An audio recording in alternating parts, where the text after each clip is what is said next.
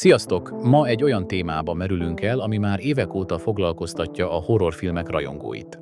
Két kultikus alkotásról van szó, amelyek örökre beírták magukat a filmes történelembe, az 1998-as japán Ringu és a 2002-es amerikai remake-je, a Kör, vagy ahogy sokan ismerik, The Ring. A J-horror ikonikus darabja, ami a 2000-es évek elején elindította az ázsiai horrorfilmek hollywoodi feldolgozásainak lavináját. De vajon mi teszi mindkét filmet különlegessé? És mik a legfőbb különbségek, amelyek mélyebbé és összetettebbé teszik az összehasonlítást? Célunk nem az, hogy eldöntsük, melyik a jobb, hanem az, hogy megértsük, hogyan dolgozta fel két különböző kultúra ugyanazt a rémisztő történetet, és hogyan adaptálták azt a saját közönségük számára.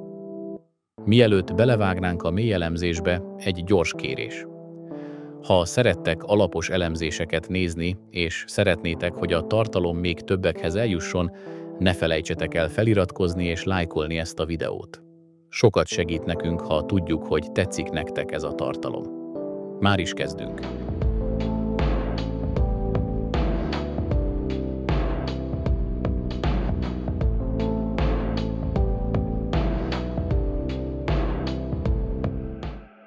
Kezdjük az alapokkal. A történet mindkét esetben egy rejtélyes videókazettáról szól, ami halálos átkot hordoz. Aki megnézi, annak egy héten belül el kell haláloznia. A nyomozó újságíró, a fia és az ex-férj mind kulcs szerepet játszanak az átok eredetének felderítésében, amely egy tragikus sorsú kislányhoz, a japán verzióban Sadako Yamamurához, az amerikaiban Samara Morganhez kapcsolódik, azonban a megközelítés gyökeresen eltér. Reiko Asakawa, Ringu és Rachel Keller, The Ring. Mindketten elszánt, céltudatos anyák és újságírók, akik a saját családjuk védelmében kénytelenek szembenézni a halálos átokkal. Naomi Watts Rachel alakítása az amerikai verzióban talán érzelmesebb, hősiesebb tónust kap, míg Nanako Matsushima Reikoja a japán filmben visszafogottabb, realistább. Ryuji Takayama, Ringu és Noah Clay, The Ring. Ryuji, Reiko ex-férje, egy távolságtartó, kissé cinikus egyetemi tanár, aki látnoki képességekkel rendelkezik. Az ő karaktere mélyebben gyökerezik a japán misztikában, kevésbé tudományos megközelítéssel. Noah Rachel ex-férje videóelemzőként egy racionálisabb, technológia-orientált háttérrel rendelkezik. Martin Henderson Noah-ja karizmatikusabb és közvetlenebb, mint a japán megfelelője. Yoichi Ringu és Aiden The Ring. Mindkét kisfiú érzékeny a természet feletti jelenségekre és kulcs szerepet játszanak az átok terjedésében és megértésében. Aiden az amerikai filmben sokkal hangsúlyosabb szerepet kap a cselekmény alakulásában.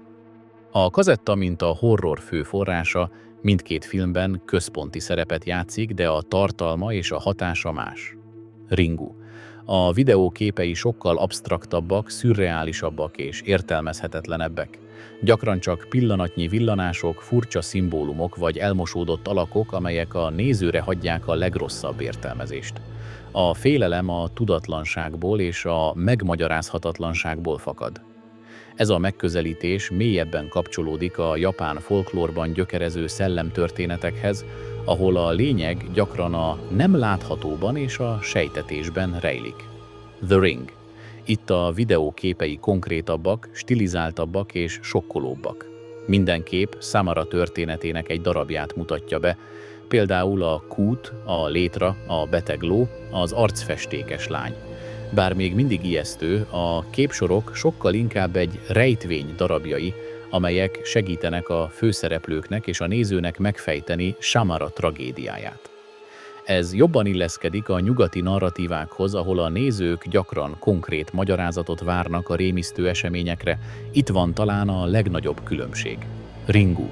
A film a lassú építkezésre, a nyugtalanító atmoszférára és a pszichológiai nyomásra fókuszál. A jumpscare-ek ritkák és sokkal finomabbak. A horror nem abban rejlik, ami hirtelen a képernyőn ugrik, hanem abban, ami a néző fejében játszódik le, és abban a megállíthatatlan, elkerülhetetlen sorsban, ami az átkot hordozza. A halál nem feltétlenül látványos, inkább a holttestek torz arcán és a csendben rejlik a borzalom. The Ring. Az amerikai változat sokkal inkább támaszkodik a vizuális effektekre és a hirtelen, sokkoló ijesztésekre. A film vizuálisan is sötétebb, borúsabb, zöldes, szürke árnyalatokkal, ami egyfajta állandó, nyomasztó érzést kelt. A halálok is sokkal grafikálisabbak, Samara áldozatainak torzult, elszörnyedt arcaival. Gore Verbinski rendezése mesterien használja a vizuális nyelvet, de a félelem forrása itt a látható és a hirtelen. A kulturális kontextus elengedhetetlen a két film megértéséhez. Japán. A Ringu mélyen gyökerezik a japán folklórban, ahol a jurei, bosszúálló szellemek, gyakori elemek. A modern technológia, VHS és a hagyományos szellemhit ötvözése különösen hatásos. A film a média és a technológia sötét oldalával is foglalkozik, és azzal, hogy a képek hogyan tudnak tovább élni és kísérteni. Sadako története a családi titkokra és az elnyomott múltra is utal. Amerika. The Ring a nyugati közönség számára érthetőbbé teszi a narratívát. Samara történeteit jobban reflektál a családon belüli erőszakra, a kitaszítottságra és a mentális betegségekre, amelyek ismertebbek és könnyebben azonosíthatók. Az amerikai verzió a tömegmédia és a információk kontrolljának elvesztése témáját is érinti, ahol az átok egy vírusként terjed, amit tovább kell adni a túléléshez. A pillanat, amikor a szellem kimászik a tévéből, mindkét film legismertebb, leginkább ikonikussá vált jelenete. Ringu, Sadako lassan, rángatózva egy furcsa, természetellenes mozdulattal mászik ki a tévéből. A mozgása mechanikus, baljóslatú, és a nézőre hihetetlenül nyomasztóan hat, mert tudja, hogy valami irreális, valami természet feletti történik, ami ellen nincs menekvés. Az arca alig látszik a hosszú haja miatt, ami fokozza a misztikumot és a félelmet. The Ring. Samara sokkal agilisabban, szinte ugrálva jön ki a képernyőből, ami sokkolóbb és hirtelenebb. Az arca, bár félig takarja a haja, jobban kivehető, és az ijesztés sokkal inkább a vizuális hirtelenségre és a CGI-ra épül. Ez egy jellegzetes hollywoodi megközelítés, amely a látványra és az azonnali hatásra helyezi a hangsúlyt. Ahogy láthatjátok, a Ringu és a Kör nem egyszerűen ugyanaz a történet, hanem két különböző kulturális lencsén keresztül bemutatott, egymástól eltérő horror élmény. A Ringu mélyebb, pszichológiai hatása a sejtetésen és a kulturális mélységeken alapul, míg a Kör a látványosabb megvalósítással, a feszültség fokozásával és a jumpscare-ekkel operál. Mindkét film a maga módján forradalmasította a horror műfaját, és mindkettőnek megvan a maga rajongó tábora. Remélem élveztétek ezt a részletes összehasonlítást. Írjátok meg kommentben, ti melyik filmet kedvelitek jobban és miért? Látnátok esetleg hasonló videót más filmekről vagy sorozatokról is?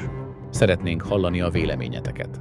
Ne feledjétek, ha tetszett a videó, iratkozzatok fel a csatornára, lájkoljátok a videót és írjátok meg a véleményeteket kommentben. Ez segít nekünk abban, hogy a jövőben is hasonló, alapos tartalmakat készíthessünk számotokra. Találkozunk a következő videóban, sziasztok!